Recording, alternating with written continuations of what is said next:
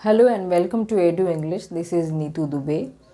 आज हम students start करते हैं revision first and second chapter Flamingo से और कुछ इम्पॉर्टेंट क्वेश्चन के साथ रिवीजन करेंगे जो कि आपके 12th बोर्ड एग्ज़ाम्स के लिए बहुत ही इम्पॉर्टेंट है। तो स्टार्ट करते हैं। फर्स्ट लेसन से है क्वेश्चन। ये दो तीन तरह से एक ही क्वेश्चन को स्टूडेंट्स यहाँ पे दिया हुआ है, तीन तरह से कैसे पूछते हैं। तो इन तीनों का आंसर ये है। तो इसको देखते हैं कैसे क्वेश्चंस हैं। What announcement did M Hamel make? What was the impact of this on France? और this is your last French lesson. How did France react to this declaration of M Hamel? और third way है क्या? What a thunderclap these words were to me, France. What were those words and what was their effect on France? तो यहाँ ये questions क्या है कि mister Hamel M Hamel ने क्या अनाउंसमेंट किया था और उसका क्या इम्पैक्ट, क्या असर पड़ा था फ्रांस के ऊपर। ठीक है। और ये है this is your last French lesson. तो ये मिस्टर हैमेल जो है वो बोलते हैं कि ये आज आपका लास्ट फ्रेंच लेसन है। और ये सुनते ही फ्रांस जो है उसने कैसे रिएक्ट किया था। और तीसरा क्या है कि वोट अ थंडर क्लैप। जो ये वर्ड्स जब फ्रांस ने सुने कि ये लास्ट लेसन है तो एक थंडर क्लैप की तरह था, जैसे कि बिजली गिर रहा हो, उस तरीके से ये वो वर्ड्स थे फ्रांस के लिए। और उसका क्या असर हुआ उन वर्ड्स का फ्रांस के ऊपर, तो ये हम देखते हैं क्वेश्चन में। और इसका आंसर कैसे करना है। ये है the announcement made by M Hamel that there was an order from Berlin to stop teaching French and that was their last French lesson seem to be a thunderclap to France. He would no longer be able to learn French his mother tongue. तो ये क्या था, जब mister Hamel ने ये announcement किया कि Berlin से ऑर्डर आया है कि अब फ्रेंच जो है उसके फ्रेंच टीचिंग जो है वो स्टॉप करना है, तो ये इसका क्या असर पड़ता है फ्रांस के ऊपर कि जब वो ये सुनता है कि आज जो है फ्रेंच का लास्ट लेसन होगा, तो जैसे कि उसके ऊपर बिजली गिर गई हो उस तरीके से उसने रिएक्ट किया कि अब हमारा क्या होगा। क्योंकि उसने जो है पहले ये फ्रेंच लैंग्वेज को लर्न नहीं किया और जब पढ़ाया जाता था तो, और ये उसे लगा कि ये एकदम से क्या हो गया, अब तो हम ये लैंग्वेज को सीख ही नहीं पाएंगे। तो ये सुनते ही उसे लगा कि हमारा जो मदर टंग है इसे अब हम लर्न नहीं कर पाएंगे। और क्योंकि ये जो ऑर्डर आया है अब फ्रेंच लैंग्वेज को बंद करने का, तो ये समझ में आया है। इसको ऐसे आंसर लिखना है। नेक्स्ट क्वेश्चन देखते हैं। How did M Hamel praise the French language?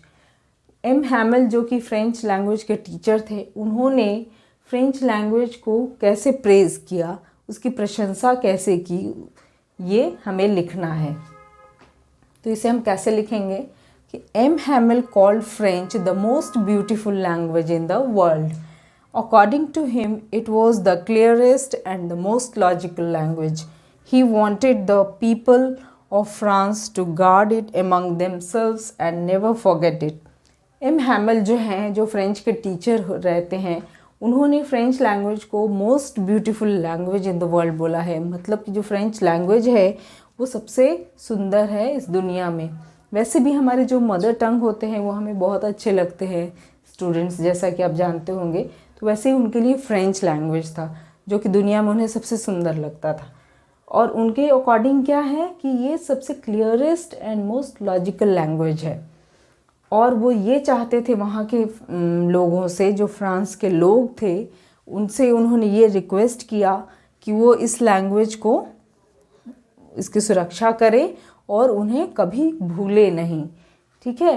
तो इसका इस तरीके से आंसर करना है आपको। ये शॉर्ट क्वेश्चंस में इस तरह से क्वेश्चन आते हैं और ये 1 मार्क के क्वेश्चन है एक इसमें। इस लेसन से ऐसे आते हैं कि what does vive la France mean?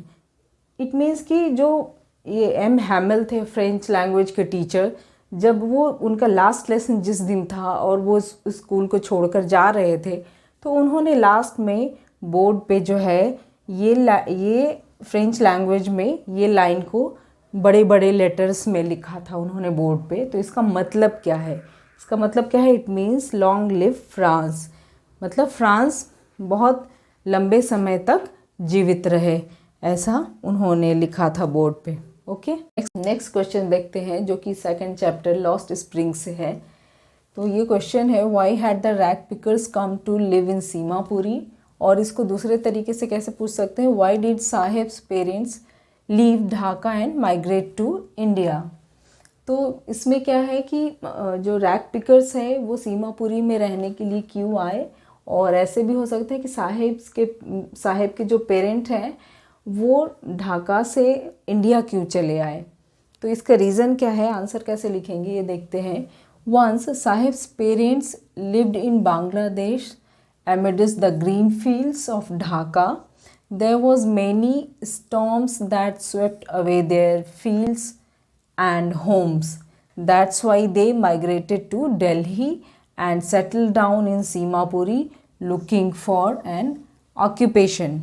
तो ये रीज़न क्या था कि जो साहिब के पेरेंट्स हैं वो कहाँ बांग्लादेश में रहते थे और ग्रीन फील्ड्स हरे भरे खेतों के बीच में ढाका में रहते थे।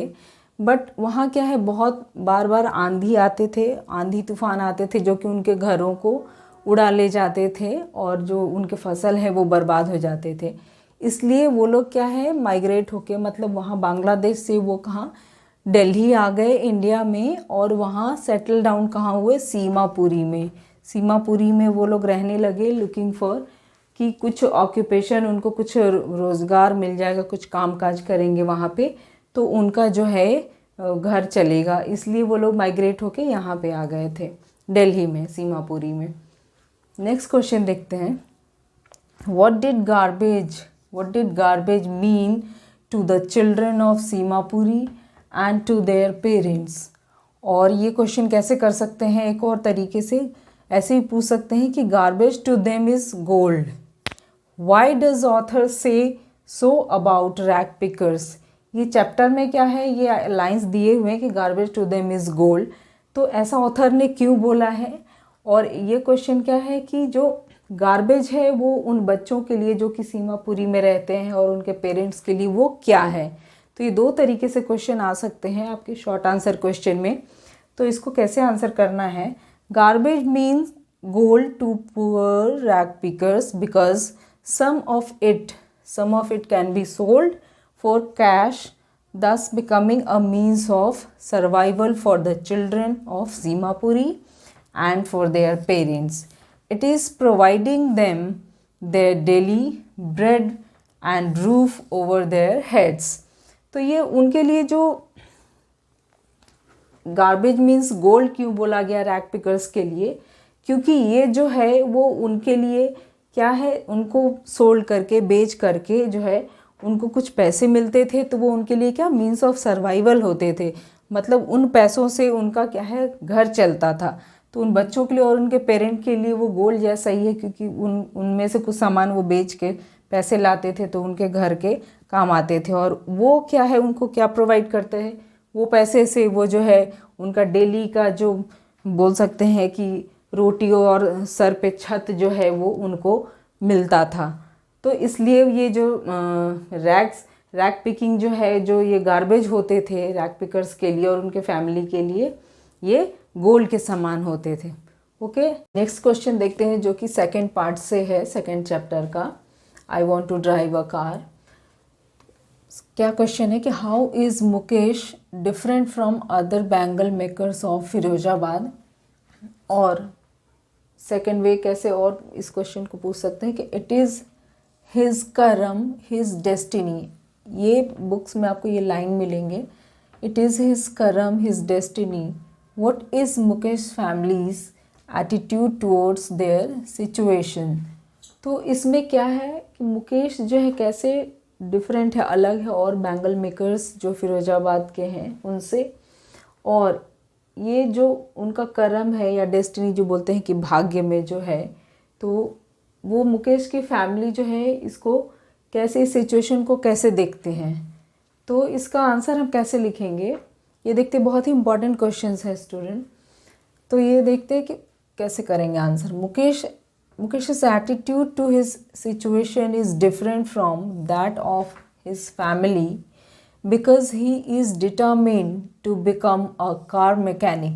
His father, a bangle maker, could not do anything for his family except teach them the art of making bangles. His grandmother accepted her husband's going blind from polishing bangles as his karam, his destiny. She believes that they cannot break their God given lineage. However, Mukesh does not want to pursue this trade.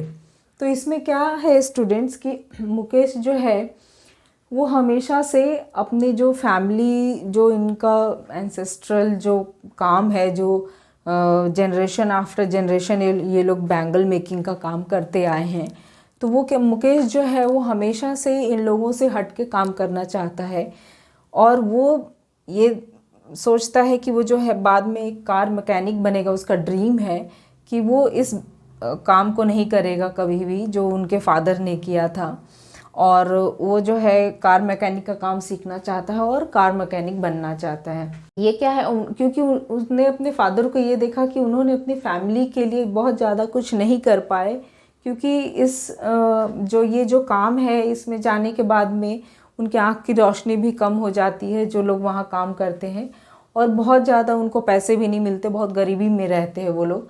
तो ये जो है वो उनके father, Mukesh के father बहुत ज़्यादा कुछ नहीं कर पाए। वो सिर्फ उन्हें यही बता पाए अपने बच्चों को जो वो जानते थे, जो कि था बैंगल मेकिंग का काम।